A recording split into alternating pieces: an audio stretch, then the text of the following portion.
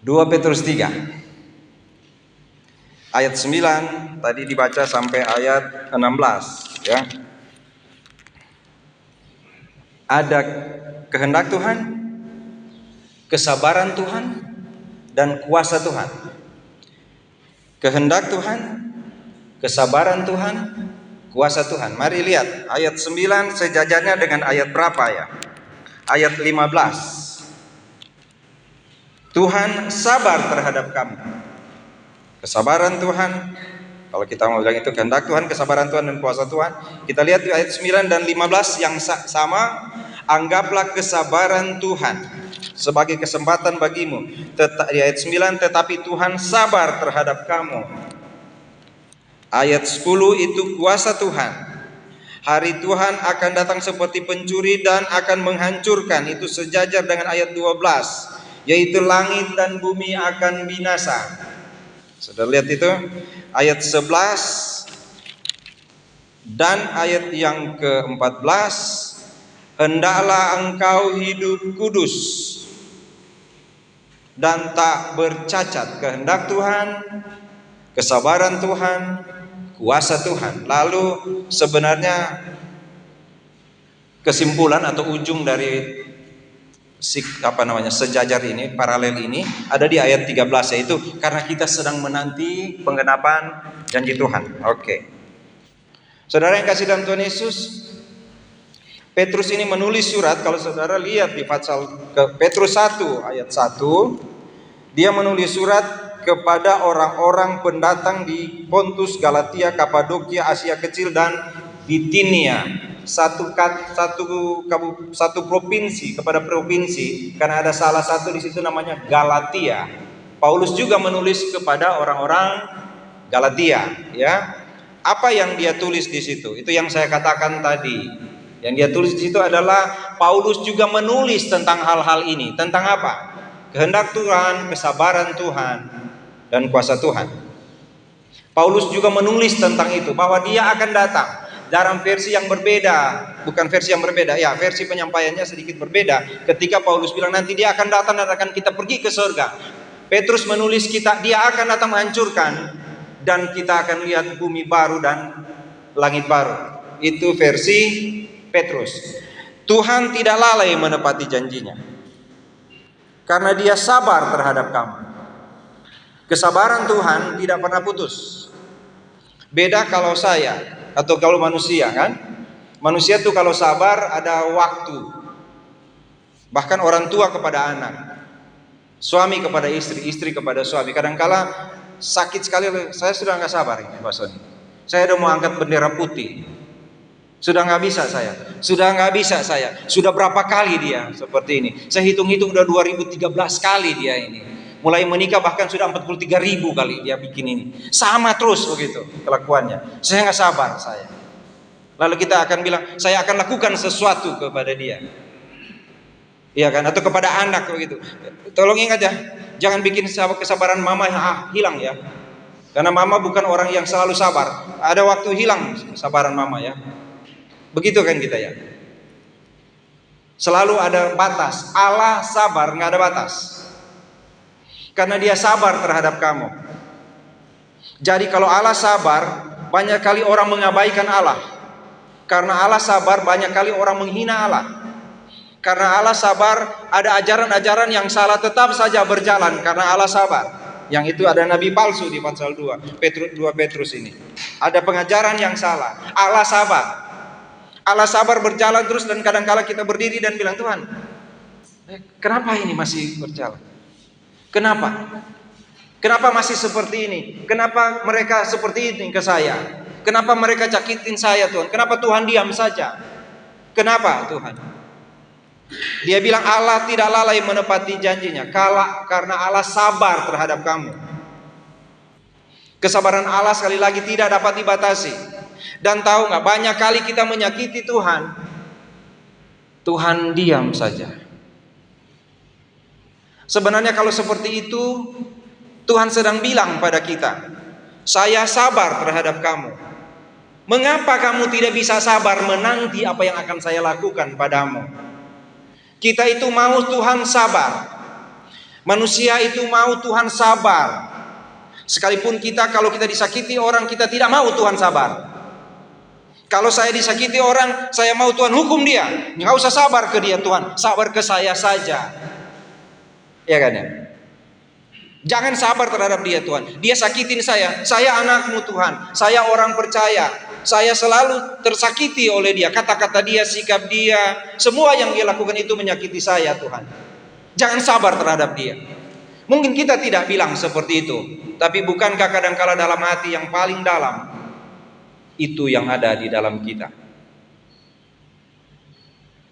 Ketika ada orang janji kepada kita, nah itu kalau ada janji, ntar kita ketemu jam 10 ya, gitu ya. Kita ketemu jam 10, itu masih jam 8 sudah mandi, ya kan, sudah siap-siap, ntar balik di cermin kan, balik lagi gitu kan. Itu yang saya bilang ke anak-anak muda. Ketika Ibu Yosi dapat hukuman dari mereka karena mereka main game lalu dapat hukuman, hukumannya Ibu Yosi adalah harus bilang I love you kepada Pak Sony di depan mereka. Waduh, itu hari Minggu kemarin saya lagi PA di situ. Mereka datang lalu bilang, ayo Ibu Yosi, ayo. Ibu Yosi datang dan peluk saya lalu bilang I love you Sony. Aduh saudara, itu kalau nggak ada hukuman dari anak-anak itu jarang loh saya dengar itu. Tapi waktu saya bilang ke anak-anak, bikin lagi game begitu. Ya, kalau bisa. Kenapa? Enak sekali kalau dia bilang, aku sayang padamu. Aku cinta padamu. Dipeluk gitu. Aduh. Ibu-ibu begini ya, saya mewakili para bapak. Jangan tunggu bapak bilang I love you. Ibu dong yang bilang, Pak. Bayangin aja dia baru jadi liturgos di sini terus turun terus istrinya peluk, I love you Pak, terima kasih hari ini ada pelayanan. Jangan dia baru sampai di sini bilang ini tadi salah lagu salah tadi. Itu kalau begitu, aduh sakit banget. Jangan dikira cuma ibu yang suka dengar I love you. Memangnya kami bapak-bapak enggak suka sekali Pak Johnson, cuma Pak Johnson diam-diam aja. Suka sekali. Apalagi Mas Puji. Ini baru, aduh, jangan sampai dia baru selesai dari sini, baru mau turun begini, udah dibilang begini.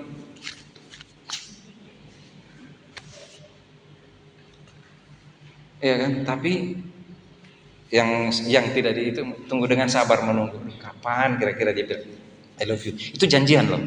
Jam 8 sudah siap begitu. Wah, lalu bilang seperti itu. Kalau menunggu kita, kalau yang kita sayang sabar ya. Nah, kalau Tuhan terbalik, dia sabar terhadap dosa. Bikin dosa Tuhan cuma bilang, ya Sony. Berdosa, bikin banyak sekali dosa, tapi jemaat nggak tahu. Dia simpan itu duku dan dia nggak bagi-bagi. Dia makan gohu, dia nggak bagi-bagi. Itu Sony waktu itu. Lagi ada kerja bakti mereka. Nggak ada orang tahu. Tuhan bilang Sony, kamu aja cuman cuman bagian nyapu. Itu yang lain ngurus tangga, cortu tangga, ada yang bongkar-bongkar plafon, kamu cuman begitu. Tapi kamu nggak ngasih Coca-Cola ke mereka. Sony. Lihat itu mereka, syukur mereka waktu sekolah rajin, ya Pak ya. Waktu sekolah rajin jadi dia bisa kerja begitu. Bayangkan kalau dia nggak, dia itu. Tapi Tuhan sabar ya. Tuhan sabar ya. Sabar terhadap orang berdosa. Kalau kita mau sabar terhadap orang berdosa, orang nggak berdosa aja kita nggak sabar, ya kan? Coba kalau udah janji nanti saya kirim uang ya Pak Sony, saya kirim Pak Sony. Ntar saya datanya Ibu Yosi, sudah belum ya? Tadi Pak Onal nggak kemarin Pak Onal janji, udah belum? Belum. Ibu Yosi bilang sabar, oke. Baca Alkitab lagi. Tapi kok Onal bilang jam 10. Ini udah jam berapa Ibu Yosi? 7:30. Masih lama. Itu sabar kalau ada orang janji. Itu kan biasa aja kan itu ya. Alami kan ya. Nanti sabar. Ada ibu mau datang, kenapa mau tagih utang? Sabar aja Bapak di sini ya. Karena dia mau datang mau tagih utang kemarin itu yang belum dibayar. Di sini ada saling mengutang nggak kira-kira? Nggak ada ya. Berarti boleh sabar itu. Ya. Begitu kayak gitu. Lalu dia datang belum ada uang Pak, sabar ya. Itu Bapak, ibu yang tadi ibu tadi yang datang ya. Ibu, sabar ya Bu. nanti minggu depan kalau saya dapat gaji, rasa-rasanya kalau memang ini IKN sudah jalan, kayaknya nanti saya mau beli satu apa di sana. Pokoknya bapak aman gitu kan, ibu aman, ibu pulang. Janji, tapi itu begitu. Kalau Tuhan enggak, Tuhan tidak lalai menepati janjinya. Karena apa? Karena bagi Tuhan di ayat 8 bilang 1 hari sama dengan 1000 tahun. Itu kesabaran Tuhan. Kalau Tuhan sabar 1 hari, bagi kita tuh 1000 tahun loh. Enak ya? Jadi kalau kita sabar 1 hari, itu stroke itu besoknya, ya kan? Paling kurang lambung, asam lambung naik. Jadi kalau kita kelihatan banget orang sabar itu mukanya muram karena tahan marah kan. Apalagi dia lewat, udah belum ganti tuh pinjaman, lewat aja di situ nggak bilang-bilang selamat pagi kek. Dia lewat sana, tiba-tiba jing, tuh kan belum diganti dia udah belanja lagi. Itu pasti asam lambung, bukan asam urat ya, asam lambung pasti naik. Tapi kalau dia sabar, dia cuma senyum, lihat kemana Pak? Belanja, yang ini belum diganti, nanti tahun depan. Itu artinya panjang kan? Sekarang dia bilang pada Tuhan, oh dia tahu Tuhan sabar 1 hari sama dengan 1000 tahun kan ya Tuhan ya. Jadi kalau saya minta uang 1000, bagi Tuhan itu berapa itu? 1 juta ya? Kalau 1000 kali 1000, 1 juta kan ya? Jadi kalau Tuhan gini, kalau kita minta 1000 bagi Tuhan, karena Tuhan 1 hari sama dengan 1000 tahun kan gitu. Jadi kalau kita minta 1000 bagi Tuhan, Tuhan akan kirim 1 juta. Benar kan? Iya. Jadi kalau kita minta kecil kepada Tuhan, Tuhan akan beri besar. Ingat, 1 hari bagi Tuhan sama dengan 1000 tahun bagi manusia. Lalu kita pikir, kita minta 10.000, 10.000, jadi 10 juta. Saya minta, Tuhan, saya minta 10.000. Karena mau ganti meja di pastori, kursi sudah ada, tinggal meja, gitu kan kira-kira. Dia bilang, ganti itu. Tuhan bilang, tenang Sony, saya kirim besok. Amin kan? Karena 1 hari sama dengan 1000 tahun. Jadi kalau saya minta 10.000 dapat 10 juta. Tuhan bilang besok saya kirim. Bahagia kan kita? Dengan segera loh. Tapi kalau kita tahu 1 hari sama dengan 1000 tahun, artinya kalau dibilang besok, tunggu 1000 tahun. Boleh sabar nggak? Ya kan? Kalau Tuhan kita minta, Tuhan kita minta 10 juta. Berapa yang kita terima itu? Tuhan bilang besok saya kirim. Artinya kita mesti tunggu 1000 tahun. Jadi mungkin doa yang kita naikkan sekarang, nanti kita akan terima 20 tahun depan jawabannya. Makanya berdoa terus. Sabar berdoa, karena Tuhan sabar terhadap kamu.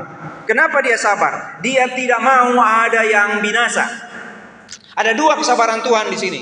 Yang pertama, supaya orang jangan binasa. Yang kedua, supaya kamu, itu yang saya sudah katakan waktu lalu, supaya kesabaran Tuhan memberi dia kesempatan hidup, dan dia juga sabar terhadap kamu, supaya kamu mau hidup suci. Itu kesabaran Tuhan. Itu kesabaran dan kehendaknya. Dia sabar terhadap orang yang berdosa, dan dia sabar terhadap kamu supaya kamu hidup suci. Ayat 11 itu, kamu harus hidup suci dan saleh. Bagaimana kamu harus hidup suci dan saleh? Ayat 14, saudara-saudaraku yang kekasih, sambil menantikan semuanya itu, kamu harus berusaha supaya kamu kedapatan tak bercacat. Jadi Tuhan juga sabar terhadap anak-anak Tuhan, supaya anak-anak Tuhan hidup kudus, suci. Bahkan dia bilang di sini tak bercacat. Kenapa harus hidup suci dan tak bercacat? Karena kamu harus menyampaikan kesabaran Tuhan kepada orang lain. Jadi begini, ketika saya menginjil, saya akan bicara, Mas tahu nggak? Mbak tahu nggak? Tuhan sabar terhadap Mbak, karena Tuhan mau Mbak masuk surga. Kepada pemuda saya bilang, menginjil itu cuma gampang. Cuma ketemu dengan orang dan bilang, John, sorry kalau ada John, kita ganti. James, sorry juga kalau ada James.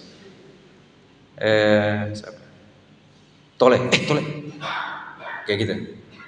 Tuhan sayang sama kamu. Dia kan nggak mungkin, masa sih? Enak aja lo, nggak mungkin kan? Karena kita bilang dia sayang sama kamu kan? Begitu kan menginjil cuma bilang begitu. Karena dia nggak mau kamu masuk neraka, dia nggak mau kamu susah. Kan seperti itu, baru bilang tentang Yesus mati dan bangkit padanya kan. Nah, ketika kita bicara tentang Tuhan kepada dia, bahwa Tuhan mengasihinya, berarti kan kita mesti nikmati kasih Tuhan dulu kan? Iya kan? Kita nggak akan bilang gini, kamu percaya Tuhan Yesus, biar hidupmu serampangan nggak apa-apa. Yang penting kamu percaya Tuhan Yesus, terima Yesus dalam hati. Kamu masih mau mabuk-mabuk kamu masih mau berantem, nggak apa-apa. Yang penting terima Yesus dalam hati. Nggak bisa kan kita bilang itu kan? Kita akan bilang Yesus mengasihimu dan Dia akan ubah hidupmu. Dia akan lihat kita. Lalu kamu seperti apa? Itu yang dimaksud dengan Tuhan sabar kita hidup kudus, karena kalau kita hidup kudus, ketika kita beritakan firman, orang juga akan lihat bahwa kita sudah diubah duluan. Dan hati-hati, ingat kita menginjil, mengajar dan mengajak. Ada masalah di situ nanti, yaitu ketika saya injili seseorang, lalu dia lihat hidup saya baik, benar, dia lihat hidup saya benar karena tak bercacat gitu. Ya, berusaha hidup kudus di hadapan Tuhan. Hidup kudus itu secara status sudah kudus, tetapi setiap hari secara praktis itu berat, Bapak Ibu. Untuk hidup kudus sulit kan? Kadangkala baju si kudus di luar kelihatan, tapi baju dalam nggak tahu. Di dalam ini, yang apa itu? Baju dalam ini, ya kan? Nggak tahu. Apalagi di hati. Nggak tahu, sudah. Sekarang setelah kita injili orang, kita injili dia, dan dia lihat hidup kita baik, apa berikut? Ajar, ya kan? Kita bicara dia tentang kebenaran, lalu ajak. Nah ini yang hati-hati diajak ini nih. Jangan sampai dia lihat saya baik, tetapi ketika diajak dia lihat kita tidak baik. Itu yang dimaksud juga dengan Tuhan sabar terhadap kamu. Jadi susah mau bersih-bersih Bapak Ibu. Itu waktu beres-beres tuh pastori, susah sekali itu Pak Hengki. Tutup mata Pak Hengki, tutup mata, karena mau bongkar kan jatuh dari atas tuh debu kan. Tapi tutup mata, hirup itu kan. Susah sekali mau bersih-bersih Bapak Ibu. Lalu ketika ditaruh yang baru, jadi susah juga ketika ada yang baru. Ibu Bapak boleh sekarang ke pastori. Di sana ada apa namanya itu, kursi-kursi itu apa? Sofa baru, warnanya bagus, tapi sayang dindingnya kotor. Iya kan? Kalau kita taruh sesuatu yang baru, lalu di kiri kanan tidak bagus, tetap mata tidak enak. Artinya setelah ini bapak-bapak tolong kerja bakti, ganti dinding baru. Mana itu? Lihat ini yang dimaksud dengan kesucian hidup. Saya hidup benar, lalu saya ajak ke dalam persekutuan. Persekutuan itu harus persekutuan benar, karena kumpulan orang-orang benar. Dan nanti kalau dia datang dan dia lihat cuma ada 2 orang yang bersih, yang lain jorok, dia akan bilang, oh ternyata Anda cuma berani menginjil tapi tidak bisa membawa saya, mengajar saya, dan mengajak saya ke tempat yang benar kan. Bisa ini ya. Tidak bisa cuma satu bersih. Nggak bisa seperti itu contohnya gitu. Kalau ibu bapak ganti horden baru, ganti sofa baru, horden baru, mesti sama warnanya. Kan gitu kan? Ribet ganti. Ribet mau jadi bersih itu tidak mudah. Tidak mudah. Tetapi harus seperti itu. Karena itu adalah kehendak Tuhan. Tuhan sabar terhadap kamu supaya kamu mau berjuang untuk hidup tak bercacat. Itu sebabnya gereja sulit. Makanya kita 40 orang sudah bagus. Kalau udah 50 pecah pasti. Nggak tahu itu apa hukum bagi GA atau bagaimana itu ya. Kalau masih 40, kalau saya hitung-hitung, ini udah 240, berarti 200 ini bikin rusak ini. Tinggal yang 40 aja. Kalau sudah lebih rusak, kenapa? Karena susah sekali kalau kita satu benar, yang lain mesti benar, dan itu kan ribet untuk benar. Nggak usah satu jemaat, satu keluarga saja, satu mau jam doa, satu lagi mau makan duku, lama itu urusannya, ya kan? Susah. Akhirnya jadi bilang begini, Pak Soni, saya mau menginjil sebenarnya. Atau sudah nggak bilang Pak Soni, saya pengen menginjil, tapi tuh bapak itu hidupnya nggak benar. Bagaimana saya mau ajak di gereja ya? Gimana ya? Mendingan gak usah deh. Akhirnya kan jadi begitu. Saudara kira itu bukan dosa? Dosa banget. Dosa banget. Saya sebenarnya mau ini, tapi aduh. Pas ketika saya ada teman bawa orang, dia baru, Pak Sony, ini Pak Sony ini baru saya injili 2 minggu lalu. Dia mau bergereja di sini. Lalu Pak Sony bilang, oh makasih sudah datang. Lalu Pak Sony pergi, atau cuma dari jauh lihat ini benar mau datang ini. Jangan-jangan dia cuma foto-foto di sini terus dia pergi. Habis kan kita kalau kayak gitu.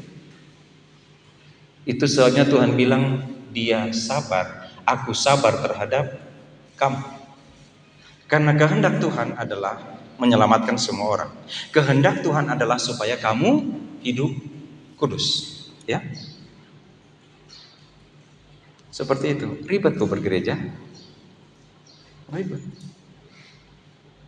Jadi kalau kita mau menginjil, makanya saya bilang nggak bisa cuma menginjil. Injili, ajar, ajak. Menginjil, mengajar, mengajak. Nah, mengajak ini yang berat. Itu sebabnya banyak orang tidak mengerti itu yang Petrus bilang, surat-surat Paulus. Karena ketika Paulus bilang begini, kepada jemaat kudus di Galatia. Petrus juga bilang begitu, kepada orang-orang yang dipilih. Yang dia tulis surat ini, kepada orang-orang pilihan. Kalau dipilih kan Tuhan tidak pilih yang jelek-jelek kan, dia pilih yang bagus-bagus kan. Iya kan? Dia pilih, dia taruh di situ. Sehingga harus hidup sama-sama berjuang. Jadi yang dikehendak Tuhan di dalam 2 Petrus ini adalah sama-sama berjuang untuk hidup kudus. Kenapa? Karena kalian sama-sama berjuang. Itu di ayat di sini dibilang menunggu kedatangan Kristus. Kamu yang mempercepat. Itu ayat yang ke-12. Ayat yang ke-12 yang sama dengan ayat yang ke-10 tadi ya. Mempercepat itu artinya kamu yang berjuang hidup kudus menanti kedatangan Tuhan. Jadi tidak berarti ketika Tuhan sabar maka kita akan bilang yang penting kan Tuhan tuh sabar. Tidak, dia sabar karena dia memberi kita kesempatan untuk memberitakan Injil tadi dan berkali-kali saya sudah bilang. Dan kedua, dia sabar supaya kamu hidup kudus di hadapan Tuhan. Jadi kadang-kala kita tidak kudus di hadapan Tuhan, Tuhan bilang, "Saya ngerti. Sony, saya ngerti. Saya ngerti kamu, tapi kamu tetap akan berjuang. Saya akan bilang ke Tuhan, hari ini saya gagal Tuhan. Tolong saya besok supaya saya kuat." Tuhan bilang, "Saya ngerti. Tapi tetap berjuang anakku. Tetap berjuang anakku." Ketika karena saya anak yang paling tua, jadi saya punya adik-adik. Lalu adik saya itu saya mesti ajar berjalan. Mungkin kalau orang di kampung ingat itu ya, yang dibikin kayak huruf A itu. Dia pegang di situ kan. Lalu dia jalan-jalan. Satu waktu dia jatuh. Saya, jangan nangis. Saya peluk adik saya, jangan nangis, kita jalan lagi yuk. Saya tarik lagi di halaman rumah. Begitu. Dia jatuh lagi. Saya tunggu sampai dia bisa jalan. Setelah dia jalan, saya senang sekali ketika dia jalan. Kami satu rumah itu senang sekali lihat adik saya bisa jalan. Saya sini lalu kita peluk. Sama kayak gliding di sini kan ya. Jalan, ya udah bisa jalan dia tuh gitu. Sabar menunggu sampai itu. Tuhan juga akan bilang, kamu akan berjalan tertati-tati, tapi saya akan sabar menunggu kamu untuk terus berjuang hidup kudus. Kalau kita masing-masing berjuang untuk hidup kudus, maka ketika ada orang datang di sini, kita akan dapati kita sama-sama. Dia akan dapati kita sama-sama sedang berjuang untuk hidup kudus. Berjuang tidak mudah, karena keinginan daging selalu berlawanan dengan keinginan roh kan. Itu ayat yang paling populer kan. Saya pengen yang baik, Paulus bilang, tapi yang terjadi tidak baik.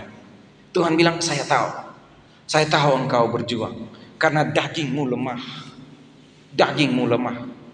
Tuhan Yesus juga bilang kepada Petrus, roh penurut tapi daging lemah. Tapi disitulah perjuangan orang percaya. Orang percaya bukan hanya berjuang dalam kerohanian, karena rohaninya mungkin sudah beres, sudah menjadi orang terpilih, sudah dibenarkan oleh Tuhan. Tapi sekarang bagaimana menyimpan begitu banyak rasa sakit ketika orang lain menyakiti kita. Tapi saya tidak mau kalah dengan itu, karena saya mau hidup kudus di hadapan Tuhan. Saya mau kudus supaya saudara saya hidup kudus. Sama-sama kami berjuang, dan ketika kami memberitakan Injil, dia datang di sini, dia lihat kami adalah orang-orang berjuang untuk hidup kudus. Kami mau hidup dalam kesabaran Tuhan dan kehendak Tuhan. Sakit sekali saudara kalau disakiti oleh orang yang kita harap dia akan menolong kita, tapi ternyata dia tidak menolong. Tapi saudara tolong tahu, kalaupun ada orang yang tidak menolong, kita sedang berjuang untuk menuju ke kekudusan praktis. Seorang ingat itu seorang Samaria. Ketika dia ada penjahat yang melukai seseorang, lalu datang imam lewat, orang Lewi lewat, cuman lihat aja, padahal dia lagi menunggu ini pengkhotbah ini, pemimpin gereja ini, pemimpin agama ini, tapi dia lewat saja. Jangan pernah berhenti berharap, karena mungkin akan datang seorang Samaria yang dianggap bukan siapa-siapa, dan dia akan Tuhan utus untuk menolong kita. Kalau kita tidak dapati orang lain, saudara seiman kita, atau siapapun yang menolong kita yang kita harapkan, ada orang lain yang akan Tuhan kirim untuk menolong kita. Tetaplah hidup kudus sebagai orang percaya, karena itu tugas kita. Ketika Elia tidak bisa ada makanan, ada burung gagak yang akan datang mengantar makanan padanya.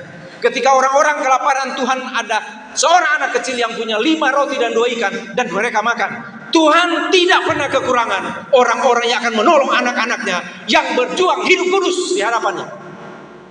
Tuhan tidak pernah kehilangan orang yang akan menolong orang lain. Sama juga dengan kita.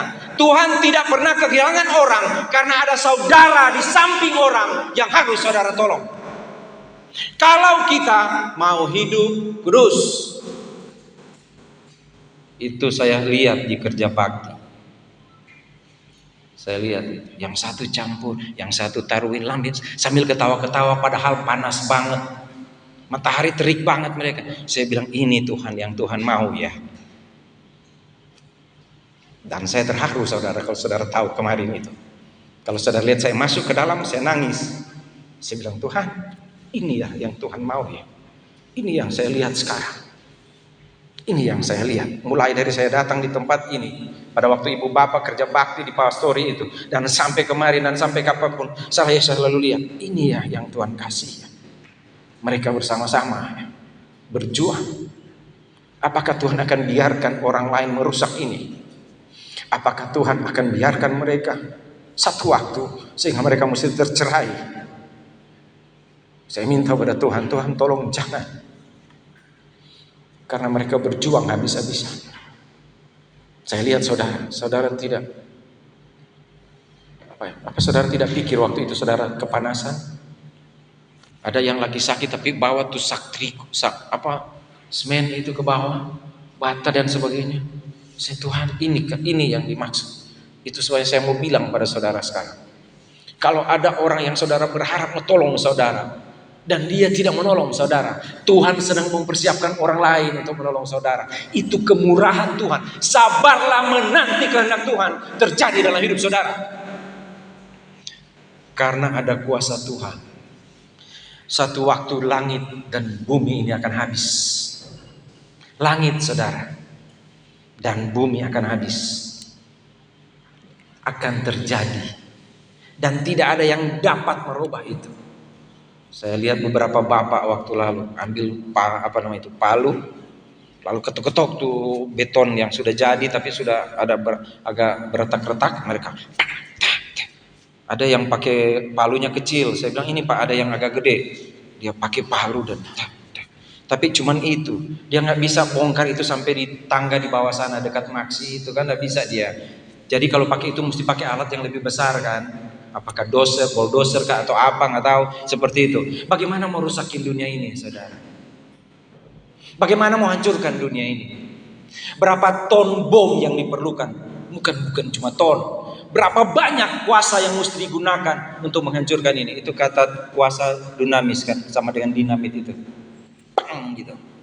Dan Tuhan cuma sekali, ketika Tuhan bilang jadilah, jadi. Ketika Tuhan bilang hancur, hancur. Itu Tuhan kita saudara. Jadi kalau cuma masalah kecil dalam hidup kita, Tuhan cuma bilang hancur, hancur. Karena dunia yang begitu banyak masalah, berabad-abad penuh dengan masalah, bisa hancur. Itu Tuhan kita. Saudara punya Tuhan yang besar. Dan dia tidak cuma besar doang, bukan cuma besar tapi kosong, kayak mall, besar tapi kosong. Dia enggak, dia besar dan punya kuasa. Kalau kita bilang dunia ini tumpuan kakinya, langit tahtanya. Tetapi dunia dia bilang cuma seperti air di titik ember, cuma debu. Bayangkan saudara kalau ada orang yang jahat kepada saudara.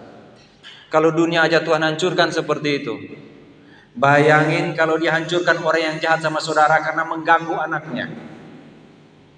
Apa yang akan terjadi dengan orang itu? Syukur Tuhan sabar padanya, supaya dia jangan hancur, karena Tuhan tidak menghendaki satu pun binasa. Tuhan mau dia bertobat. Jadi kalau ada yang jahat pada saudara, saudara akan marah sekali. Ada dia udah makan lu tahu isi satu nggak bayar, main pergi aja. Marah sekali kita. Dia udah makan kerupuk 12, nggak baik, marah kita. Saudara robah sekarang, Pak. Kita belajar robah mulai hari ini, bilang, oh Tuhan, pasti Engkau menghendaki sesuatu dalamnya. Tolong jangan hukum dia, karena kan Engkau menghendaki dia tidak binasa. Nanti pun kalau dia menolak Engkau, bukan karena Engkau tidak menghendakinya, karena dia saja yang menolak kasih sayang Tuhan. Jadi terima kasih Tuhan, Engkau beri dia kesempatan hidup. Kalaupun dia menolak, itu keputusan dia, bukan Engkau, karena kehendak-Mu adalah supaya semua orang diselamatkan, supaya kita hilang rasa sakit. Hilang rasa sakit. Ada seorang bapak bilang pada saya, Pak Soni, dia menderita. Marah dia, tapi dia bilang pada saya, Pak Soni, tapi saya nggak bisa marah. Kenapa? Karena Tuhan bilang harus mengasihi. 2 hari kemudian stroke. Kenapa? Saya tanya kenapa? Dia tahan amarah. Jadi nanti dia datang ke saya senyum-senyum, tapi giginya kencang. Nggak apa-apa Pak Soni, saya sih. Ya namanya juga Tuhan Yesus bilang begitu. Patah giginya 2. Ya kan? Jadi makanya kalau marah-marah begitu beri permen karet. Kalau nggak pakai itu yang dipakai petinju itu loh. Tapi sendiri gini. Orang mana udah taporoto begitu. Sedangkan taporoto ini bahasa baru ini. Saya juga baru ingat bahasa ini. Gitu. Jangan sampai rusak gigi sendiri. Rugi. Jadi kalau marah itu jadi supaya itu gigi masih aman. Ya kan? Kayak gitu. Enggak. Tuhan pasti kasih kesempatan dia hidup. Lalu ketika dia percaya, lalu kita bilang ke Tuhan, Tuhan, dia jadi percaya sih selamat, tapi itu tadi tahu isi dia belum bayar sama kerupuk. Bagaimana ini Tuhan? Ya bagusnya Tuhan kalau dia sudah percaya dia mesti bertobat, bala ganti itu. Tuhan bilang tenang, cuma tahu isi, ya itu cuma 2, cuma kita berdua yang tahu. Yang lain tempe kan? Jadi ada teman saya kirim itu gambar dulu BBM kan, cuma kita berdua yang tahu, karena memang cuma 2 tahu yang ada di atas piring. Jadi saya pikir maksudnya apa ini? Oh cuma kita berdua yang tahu, maksudnya cuma mereka berdua yang lain tempe. Tuhan bilang cuma tahu isi, kamu marah sampai segitu? Saya diinjak-injak kepala saya, ya kan? Dan kamu harusnya mengasihi dia. Jangan cuma tahu. Dia cuma tahu waktu dia ambil tahu 1 dan belum bayar, karena dia masih lapar. Akhirnya dia ambil juga tahu. Nah, makanya kamu kasih tahu sekarang. Kasih yang banyak. Ya kan? Dia datang ke rumah Ibu Elis kan, pura-pura berkunjung mau PA. Ibu Elis mau PA, itu orang yang mau cari tahu itu, tahu goreng di situ. Ibu Elis itu begitu dia. Kalau dia datang bilang pura-pura PA, sebenarnya lagi cari tahu isi itu Ibu Elis. Apa kabar Ibu Elis? Mari kita mulai berdoa. Ibu Elis bilang, Pak, mau tahu nanti aja sebentar. Tapi mata ke tahu terjadi dalam Yohanes 3:16, Ibu Elis tahu. Tapi mata ke tahu, Ibu Elis ambil. Ibu Elis sih maksa-maksa. Sebenarnya sih saya nggak terlalu suka, tapi kalau sampai nggak ngasih Ibu Elis pasti dia ngomel pulang itu. Padahal ada 3 di situ, bukannya 1 aja. Tuhan akan ganti lebih. Oke. Tuhan punya kuasa, punya kehendak, sabar. Kita punya apa? Punya apa kita? Kehendak? Punya ya? Ada kan? Ada kehendak kan? Yang bilang-bilang jiwa, hati, tubuh, jiwa dan roh itu loh. Ada kehendak? Ada? Ada kesabaran? Ada ya? Ada kuasa? Ada. Saudara ingat yang Kain dan Habel? Tuhan bilang, ada dosa mengintip di depan pintu. Engkau harus berkuasa atasnya. Jadi sebenarnya dari awal bukan begini. Ya, Pak Soni, atau Tuhan sebenarnya saya mau taat. Ya tapi saya nggak punya kuasa. Enggak. Kalau belajar dari Habel dan Kain kan gitu. Dosa, kamu harus berkuasa. Petrus bilang di bagian lain di Petrus ini, iblis berjalan berkeliling atas. Kamu harus lawan, jangan lari. Lawan, lari dia daripadamu, lawan dengan iman. Jadi saudara yang kasih dalam Tuhan Yesus, selama Tuhan masih sabar kepada kita, beritakanlah Injil, hiduplah kudus. Karena Tuhan punya kehendak supaya kita hidup kudus dan memberitakan Injil. Dan kalau kita melakukan itu, hidup kudus dan memberitakan Injil, Tuhan punya kuasa untuk menguatkan kita supaya kita hidup kudus dan memberitakan Injil. Mari kita berdoa.